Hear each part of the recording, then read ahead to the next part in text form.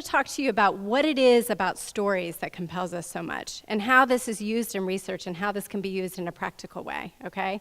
So research that exists in the social science literature, I have always felt should not just live and die in the journal articles. You can take it out and extract what's great about them and incorporate them into this practical work of media for social change. So the first idea I'm going to talk to you about is something called narrative transportation. And for those of you who have met with me in the last 6 months or something, you have heard me talk about this concept because I'm really into it. So in the year 2000, two scholars named Green and Brock came up with this concept called narrative transportation. And let me describe it to you really briefly. It's the idea that there is something happening with stories that persuades us in a deeper way when we know we're being messaged to in an advertisement or in teaching materials. We have barriers, right? We have barriers to persuasion. We know we're being messaged to, and we sort of get it. But storytelling, what happens in storytelling, according to this idea that's been tested many times, I should say it's now 15 years of amazing research later, is that our barriers are down, and the degree of transportation that we experience with the story, the more we are involved in it, emotionally, with our spirits, the more we are receptive to the messages and we are identifying with the characters. This is incredibly powerful and comes with a couple of really key ideas that you'll see in the rest of what I'm going to talk about. The idea of, and there's a battery of questions that you ask to actually understand whether someone is transported into a story or not, and the degree to which that happens. The key ideas are empathy, my latest also obsession.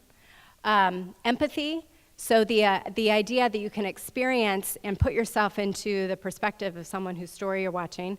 Proximity to your daily life, you can identify. And identification with characters. This sounds a lot like parasocial relationships that we heard about with our friend Miguel Sabito. And emotions, the kind of emotions that we experience.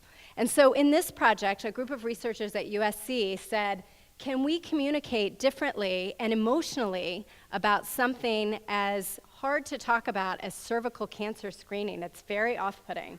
And so they got together through a grant from NIH and produced two different films. One was an entertainment film.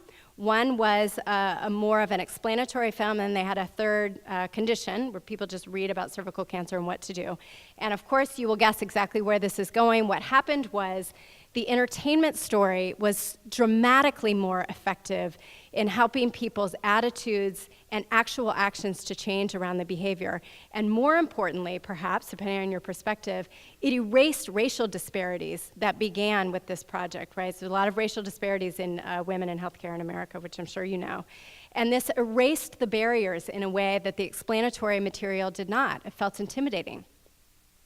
Incredibly powerful, and that is about narrative transportation, that was the factor, emotion, and characters. And so in Desperate Housewives, for example, there was a storyline about Lynette's cancer. Anybody watch Desperate Housewives back in the day? So also retro. So Lynette had a recurring storyline about cancer.